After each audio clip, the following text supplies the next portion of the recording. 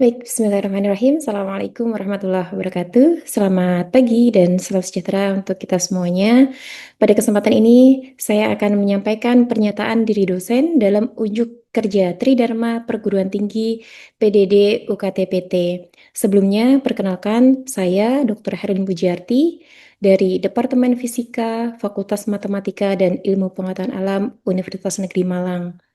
Background pendidikan saya adalah S1 dari Fisika Universitas Negeri Malang, kemudian untuk S2 dari Institut Teknologi Bandung, dan S3 dari Institut Teknologi Bandung. Selama saya mengabdikan diri sebagai dosen di Departemen Fisika Universitas Negeri Malang sejak tahun 2021, saya telah melaksanakan kegiatan Tridharma yang meliputi pendidikan, penelitian, dan juga pengabdian kepada masyarakat.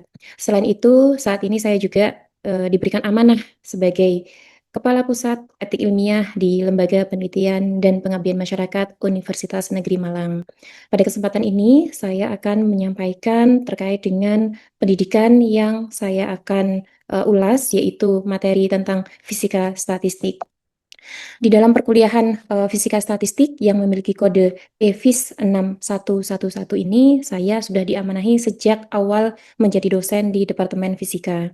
Nah, untuk SCPL yang diharapkan adalah mahasiswa mampu mengembangkan konsep-konsep teoritis dan juga prinsip-prinsip pokok fisika klasik dan juga fisika modern beserta penerapannya dalam permasalahan yang cukup relevan. Kemudian untuk metode perkuliahan sendiri, saya menggunakan metode sinkronus offline untuk menyampaikan materi dan juga diskusi dengan para mahasiswa dan juga asinkronus untuk tugas mandiri yang saya berikan kepada mahasiswa. Nah, adapun kemampuan yang diharapkan dari perkuliahan ini adalah mahasiswa nantinya mampu menguasai konsep esensial terkait dengan prinsip-prinsip dari fisika statistik yang meliputi distribusi Maxwell-Boltzmann, distribusi Bose-Einstein, dan juga distribusi Fermi-Dirac. Selain itu, dari perkuliahan ini, mahasiswa juga diharapkan mampu memahami bagaimana keadaan sistem, kemudian entropi dan suhu, serta bagaimana mereka menerapkannya di dalam menyelesaikan permasalahan-permasalahan yang terkait secara tepat, sistematis, kreatif, mandiri, serta bertanggung jawab yang sesuai dengan perkembangan ilmu pengetahuan dan teknologi. Adapun materi selama 1 semester yang saya sampaikan meliputi yang pertama adalah Introduction to Statistical Physics, di mana di materi ini nanti mahasiswa akan diberikan pengetahuan tentang skop dari Statistical Physics yang di dalamnya ada bagaimana menentukan assembly, bagaimana memahami apa itu tentang ruang fasa.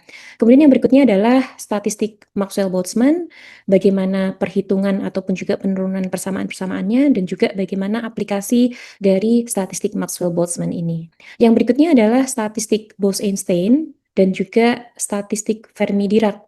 Dan yang terakhir adalah tentang temperatur dan juga entropi. Jadi pada prinsipnya di dalam materi fisika statistik ini ada 3 ya statistik utama yang akan dibahas, yaitu statistik Maxwell-Boltzmann, statistik Bose-Einstein, dan juga statistik Fermi-Dirac, di mana ketiga statistik ini nanti akan dikaitkan langsung dengan aplikasi-aplikasi serta bagaimana penerapannya di kehidupan kita sehari-hari.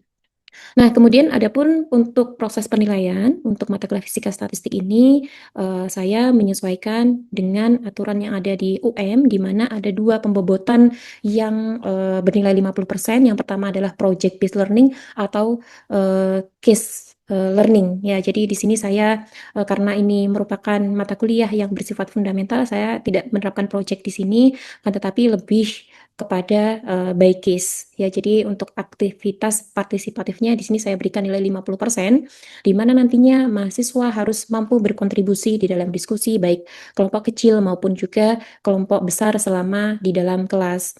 Kemudian mahasiswa juga mampu memecahkan kasus yang disajikan oleh dosen, kemudian bagaimana mahasiswa mengembangkan ide dan pemecahan masalahnya, serta mampu menganalisis dan mengkomunikasikan kasus dari berbagai sumber belajar yang sudah dilakukan oleh mahasiswa. Kemudian pembobotan yang kedua yaitu tugas, ya yang dimaksud tugas di sini diantaranya adalah mahasiswa membuat peta konsep atau membuat resume ataupun juga mengerjakan soal yang dosen berikan, dengan pembobotan adalah 5%. Yang berikutnya adalah ujian tengah semester, di mana untuk ujian tengah semester ini kami melakukan tes tulis ya. Jadi tes tulis mahasiswa mengerjakan soal-soal yang diberikan, kemudian untuk pembobotannya sendiri adalah 20%, dan yang terakhir adalah komponen evaluasi untuk ujian akhir semester.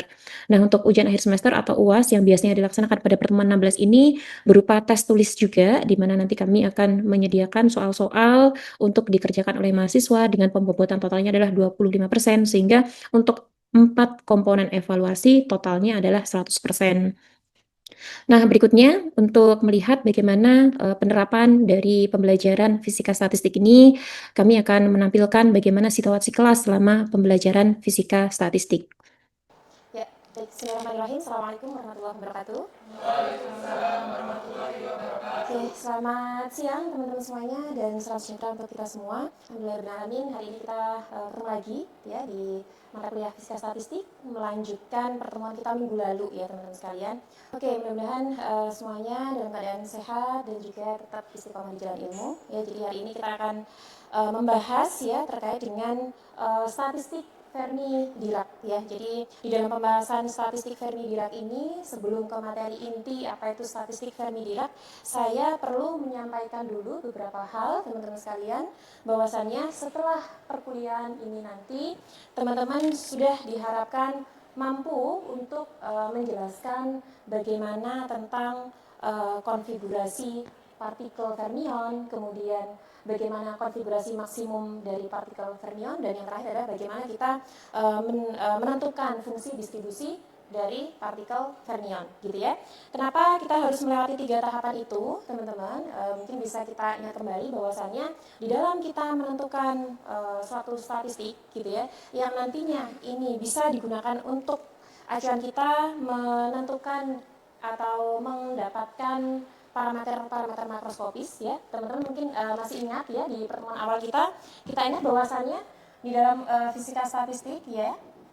Fisika statistik ini, nah ini merupakan apa? Penjembatan untuk bisa mendapatkan suatu besaran yang namanya apa?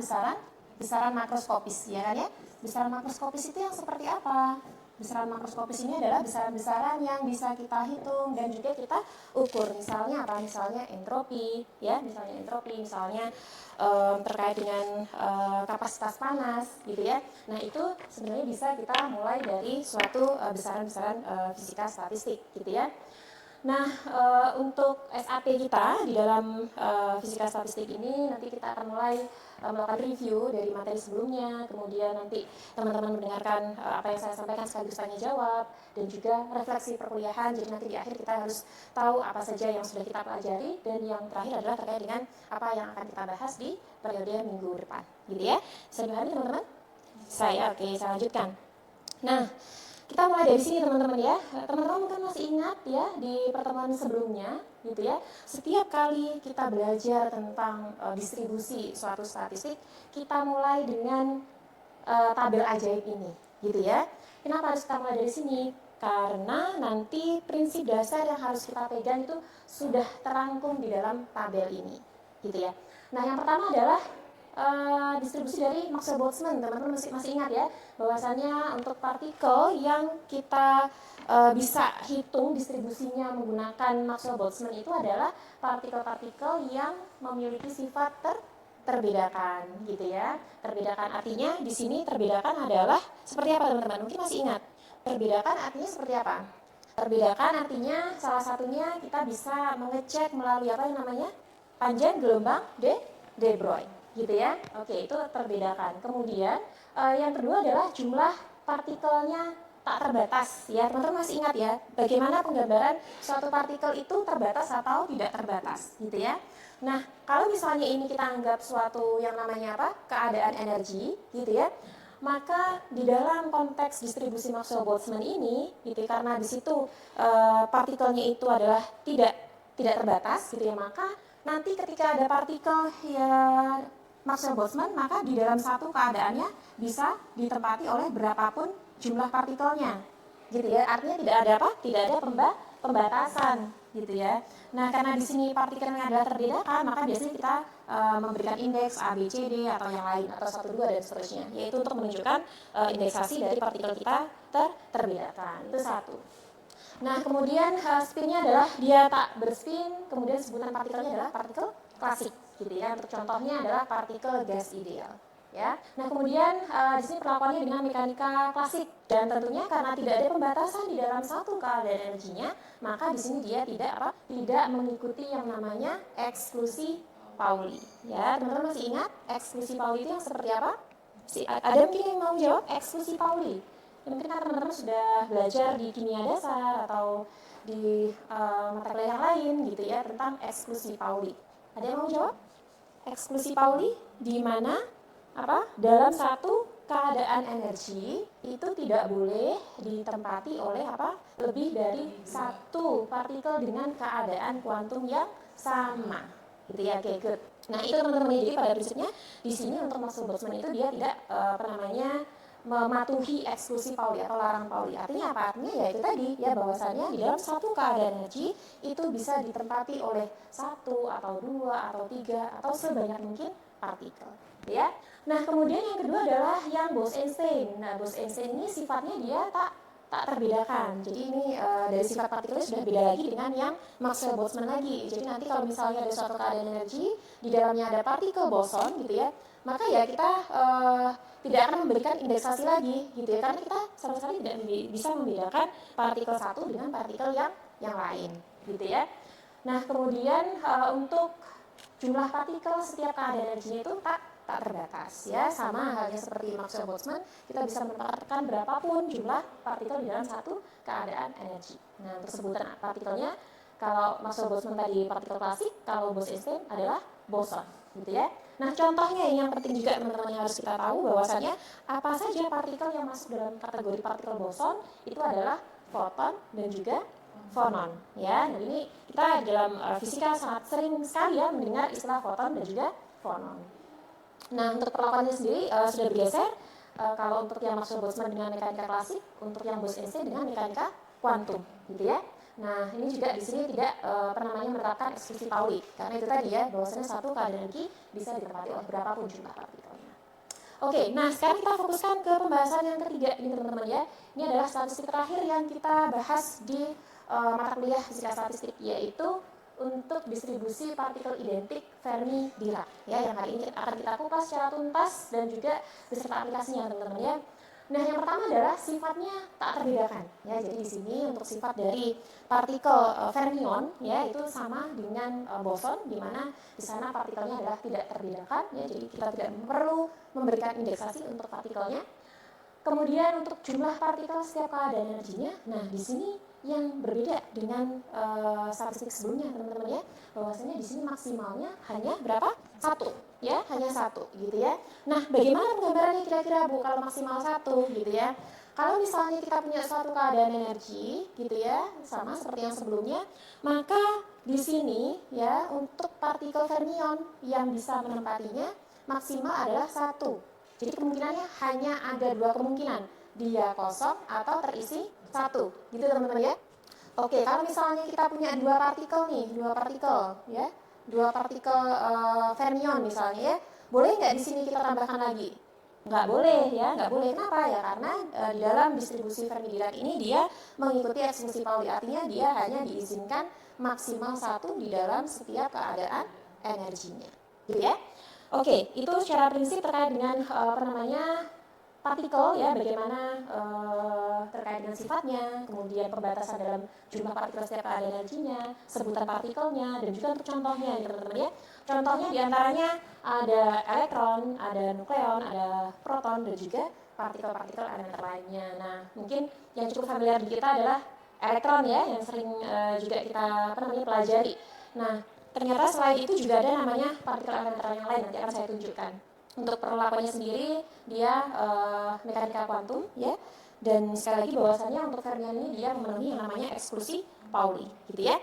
Oke, nah yang berikutnya adalah saya tunjukkan di sini ya, yang tadi saya sempat singgung bahwasannya di dalam partikel fermion ya, yang masuk dalam kategori fermion ini tidak hanya tadi elektron nukleon ya, tetapi juga ada yang namanya partikel-partikel elementer yang lain ya. Teman-teman bisa lihat di situ ya. Di situ adalah kategori-kategori partikel elementer yang lain selain yang saya sebutkan tadi. Di situ ada up quark, kemudian down quark, ada charm, ada macam-macam ya, ada elektron, ada muon, yang semuanya itu dalam kategori apa? Partikel fermion, gitu ya. Oke, nah ini ketika kita bahas tentang fermion, di mana merupakan partikel yang mengalami interaksi, gitu ya, maka kita juga harus mengingat kembali tentang yang namanya 4 gaya fundamental dalam fisika. Ya, masih ingat ya? Ada gaya gravitasi, gaya elektromagnetik, ada weak force, dan juga yang namanya strong force ya. Jadi di sini juga pernah kita pelajari di fisika inti, teman-teman ya, saat kita membahas inti atom, di dalamnya bekerja yang namanya strong force atau gaya inti atau gaya nuklir kuat gitu ya. Nah, oke, yang berikutnya adalah sekarang kita sudah mulai masuk nih bagaimana cara menentukan fungsi distribusi dari Fermi-Dirac ya. Jadi kenapa kita harus mendapatkan fungsi distribusi dari Fermi-Dirac? Karena ini nanti yang akan kita gunakan untuk mendapatkan suatu yang namanya apa? Masih ingat Z itu apa, teman-teman? Z adalah apa? Fungsi partisi. Ya, ini betul sekali, fungsi partisi ya. Jadi tahapan yang harus kita lakukan ketika kita menentukan bagaimana fungsi distribusinya gitu ya, maka secara umum tahapannya hampir sama dengan saat kita menentukan fungsi distribusi baik untuk Maxwell-Boltzmann dan juga apa? Bose-Einstein ya. Yang pertama adalah kita tentukan yang namanya apa? Bobot konfigurasinya gitu ya. Kemudian yang berikutnya adalah bobot konfigurasi maksimum, baru nanti kita bisa tentukan fungsi distribusinya gitu ya. Oke, karena yang sebelumnya sudah pernah kita bahas gitu ya. Nanti mungkin di sini yang perlu teman-teman perhatikan secara seksama adalah terkait ini, ya, poin yang terakhir ini, ya. Jadi karena si Fermi-Dirac ini memenuhi eksklusi Pauli, gitu ya, maka nanti jumlah fermionnya harus lebih sedikit atau kurang dari apa?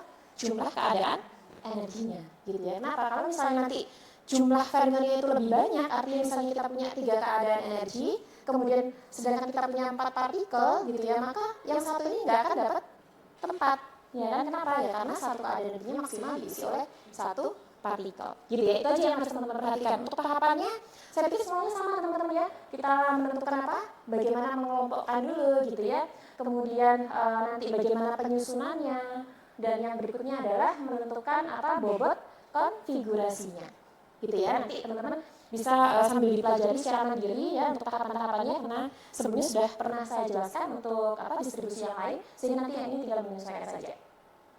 Nah, yang berikutnya setelah kita dapatkan bobot konfigurasi, yang berikutnya adalah menentukan bobot konfigurasi maksimumnya gitu ya. Kenapa kita harus menentukan bobot konfigurasi maksimum ya, atau W maksimum? Karena bobot konfigurasi maksimum ini yang menentukan apa teman-teman? Sifat fisis dari assembly ya. Sifat fisis dari assembly kita ya. Jadi teman-teman mungkin masih ingat di awal ya, bahwasanya ketika kita punya assembly gitu ya, diibaratkan suatu tempat, kemudian di dalamnya ada partikel-partikel gitu ya. Ini kan nanti sifatnya sangat acak sekali gitu ya. Nah, untuk menentukan bagaimana sifat dari suatu assembly kita, maka kita harus tentukan dulu yang namanya bobot konfigurasi maksimum gitu ya, bobot konfigurasi maksimum. Nah, untuk secara matematis untuk menentukan bobot konfigurasi maksimum, kita bisa maksimalkan yang namanya W atau bobot konfigurasi dengan mengambil apa? Logaritmik naturalnya atau biasa kita sebut sebagai ln gitu ya. Oke, ini untuk detailnya nanti teman-teman bisa pelajari secara mandiri. Mungkin nanti teman-teman coba turunkan ulang gitu ya untuk persamaannya, kemudian nanti bisa dikumpulkan ke saya. Ini saya anggap sebagai tugas teman-teman semuanya yang harus diselesaikan ya, nanti akan saya masukkan ke nilai tugas. Oke ya. Nah, setelah mendapatkan bobot konfigurasi maksimum, maka nanti di hasil akhirnya kita akan mendapatkan yang namanya fungsi distribusi dari Fermi-Dirac untuk fermionnya gitu ya. Nah, kira-kira itu teman-teman sebenarnya di dalam kita menentukan bagaimana fungsi distribusi Fermi-Dirac ini hanya ada 2 tahapan tadi ya. Masih ingat ya teman-teman ya? Pertama adalah bagaimana menentukan yang namanya apa? Bobot konfigurasi. Kemudian yang kedua adalah bobot konfigurasi maksimum. Gitu ya. Berarti nanti kita dapatkan yang namanya fungsi distribusi dari Fermi-Dirac-nya. Gitu ya. Oke, sampai sini mungkin ada pertanyaan dulu teman-teman. Adakah yang masih belum clear terhadap yang saya jelaskan tadi? Oh ya, silakan. Oke, mengapa eksklusi Pauli hanya berlaku untuk fermion? Sebelum saya jawab, mungkin teman-teman ada yang mau jawab mungkin? Kenapa tidak berlaku untuk yang lain gitu ya? Kenapa tidak berlaku untuk yang misalnya partikel di Maxwell-Boltzmann atau di Bose-Einstein gitu ya? Kira-kira kenapa teman-teman? Ya, silakan. Ais? Karena sifat dasar dari fermion itu memiliki spin. Ya. Karena dari fermion tadi itu hanya memiliki sifat dasar yang memiliki spin setengah ganjil dan fungsi gelombang yang anti simetri. Yang anti simetri. Itu ada tambahan? Ada yang lain mungkin teman-teman menambahkan? Torik mungkin? Atau sepengetahuan Habibie gimana sejauh ini pengetahuannya tentang karakteristik dari fermion sehingga hanya dia yang berlaku untuk apa namanya eksklusi Pauli. Nggak apa-apa teman-teman, apapun yang teman-teman pahami nanti coba kita clearkan bareng-bareng ya. Itu adalah salah satu dari proses belajar juga gitu ya. Oke, silakan. Ya, Nadia, ya silakan. Kalau dari saya untuk menambahi saja, jika dua fermion itu memiliki semua bilangan kuantum yang sama, termasuk spin, fungsi gelombangnya akan menjadi simetris terhadap pertukaran yang bertentangan dengan sifat antisimetris yang harus dimiliki oleh fermion. Oke.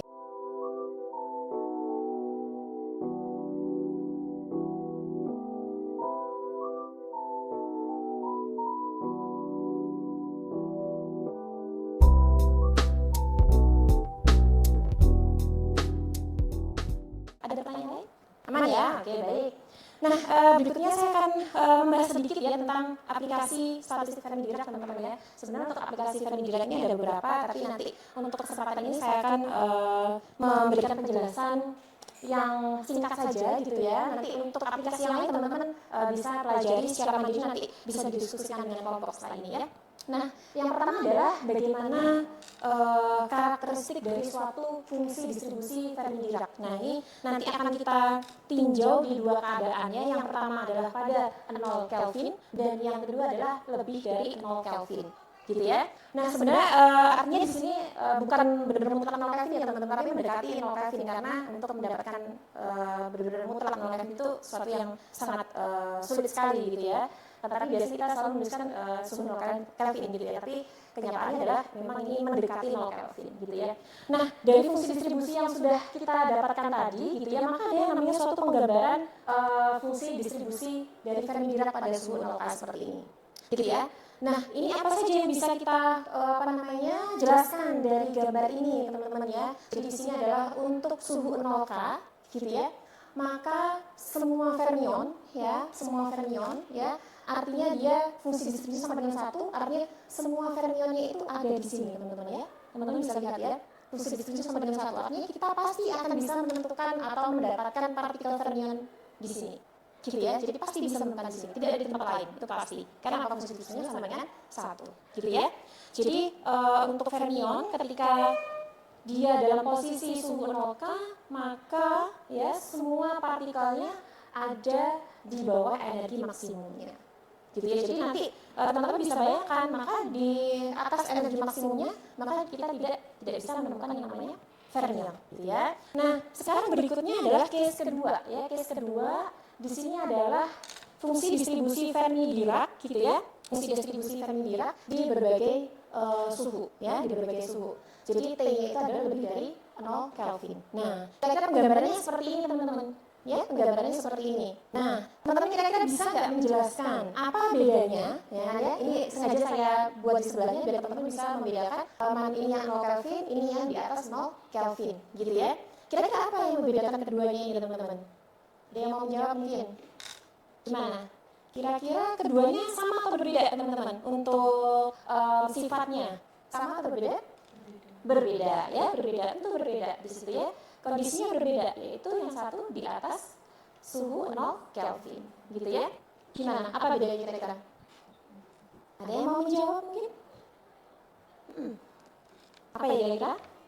Yang harus kita lihat dulu bagaimana penggambaran fungsi distribusinya teman-teman di sini ya. Kalau tadi kan cuma hanya satu aja di situ ya, hanya satu aja areanya. Kalau di sini ada berapa ini? Macam-macam sesuai dengan suhu yang diberikan gitu ya. Kira-kira gimana teman-teman? Secara umum kita dapat menyimpulkan apa dari sini? Bagian elektronnya memiliki cukup energi termal untuk mengisi tingkat energi di atas 0 Kelvin. Oke, di atas energi maksimum, gitu ya. Jadi secara sederhananya adalah si fermion tadi tidak hanya terlokalisir di sini saja, gitu ya. Kan tetapi apa? Sebagian fermionnya itu bisa melewati apa energi maksimumnya, gitu ya. Jadi sebagian fermion yang ada di sini itu bisa berpindah ke sini karena apa? Karena energi termal yang diberikan. Gitu ya, ketika si fermion itu ada tambahan energi yang berasal dari energi termal, gitu ya, maka nanti dalam suatu waktu dia bisa melewati energi maksimumnya, sehingga distribusinya teman-teman bisa lihat ya. Jadi tidak hanya terfokus di bawah energi maksimum, tapi sebagian sudah melewati energi maksimumnya, gitu ya. Jadi ketika sebagian sudah ada di sini, gitu ya, maka yang ada di bawah energi maksimum itu juga akan berkurang, gitu ya. Oke, itu teman-teman untuk yang berkaitan dengan aplikasi dari Fermi-Dirac. Di sini ada satu lagi aplikasi terkait dengan emisi termionik, gitu ya. Saya hanya akan memberikan clue-nya saja di sini, nanti teman-teman bisa menggali lebih jauh, gitu ya. Apa yang teman-teman pahami, apa yang teman-teman ketahui tentang emisi termionik ini. Dan ini kita jadikan sebagai tugas kedua, ya. Tadi yang pertama adalah bagaimana penurunan fungsi distribusi dari Fermi-Dirac, yang tugas kedua adalah tentang emisi termionik, gitu ya. Oke, mungkin itu teman-teman untuk pertemuan hari ini. Insya Allah nanti minggu depan kita akan latihan soal ya, Jadi nanti ada beberapa soal yang akan kita kerjakan bersama, gitu ya, terkait dengan fungsi distribusi Fermi-Dirac ini. Kemudian nanti teman-teman akan kami berikan juga soal sebagai latihan mandirinya, gitu ya. Oke, sebelum saya rasa waktunya sudah mau selesai, gitu ya. Sebelum saya akhiri, ada yang ingin ditanyakan dulu teman-teman? Sudah cukup ya? Oke, sudah cukup. Nah, sebelum saya akhiri mungkin kita akan sama-sama review kembali, gitu ya, apa yang sudah kita pelajari hari ini teman-teman ya. Oke, yang pertama tentang apa teman-teman? Silakan. Yang pertama tadi terkait dengan bagaimana Perbedaan dari 3 distribusi. Oke, dari perbedaan dari 3 distribusi, Maxwell Boltzmann, Bose-Einstein, dan juga Fermi-Dirac terkait dengan bagaimana sifatnya, bagaimana penggambaran keadaan energinya, gitu ya. Oke, yang kedua tentang apa teman-teman? Yang teman-teman bisa pahami saja? Tentang partikel elementer. Tentang partikel elementer, ya mungkin juga hal yang baru ya, yang sebelumnya, mungkin teman-teman kemarin di kelas lain saya tanyakan partikel elementer itu seperti apa Bu, gitu misalnya ya. Nah, kalau saya tanyakan misalnya apakah inti atom itu juga masuk partikel elementer? Tidak, gitu ya. Jadi ternyata teman-teman juga ada beberapa yang baru tahu bahwasanya partikel elementer itu adalah partikel terkecil yang menyusun suatu matter. Ya, jadi kalau misalnya di inti atom kita tahu di sana ada yang namanya quark, gitu ya, yang menyusun inti atom yang sebagai partikel elementernya itu adalah partikel quarknya itu sendiri. Ada lagi mungkin yang lain? Tambahan? Oke, baik, good ya. Jadi konfigurasi maksimum itu harus kita cari. Kenapa? Karena memang konfigurasi maksimum inilah yang akan menentukan sifat dari assembly, gitu ya. Oke, ada lagi mungkin?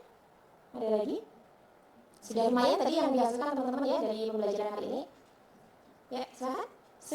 Sudah ya. Oke, nanti yang lainnya berarti teman-teman bisa dikerjakan untuk tugasnya nanti bisa dikumpulkan minggu depan, gitu ya, sebelum kita melanjutkan materi kita tentang entropi dan temperatur ya. Nanti akan saya cek dulu tugas teman-teman semuanya, kemudian nanti baru kita lanjutkan untuk pembahasan terkait dengan entropi dan temperatur, gitu ya. Oke, kalau demikian sudah tidak ada yang ditanyakan lagi, mungkin untuk diskusi kita hari ini di materi statistik Fermi-Dirac kita cukupkan teman-teman. Terima kasih atas keaktifan dan juga kehadiran teman-teman semuanya hari ini. Insya Allah kita ketemu lagi minggu depan ya. Terima kasih sekali lagi saya ucapkan, dan mohon maaf jika ada hal yang kurang berkenan atau dari penjelasan saya ada yang masih belum bisa dipahami dengan baik. Nanti saya sangat terbuka untuk teman-teman bisa bertanya di pertemuan berikutnya, gitu ya. Terima kasih sekali lagi. Saya akhiri. Wassalamualaikum warahmatullahi wabarakatuh.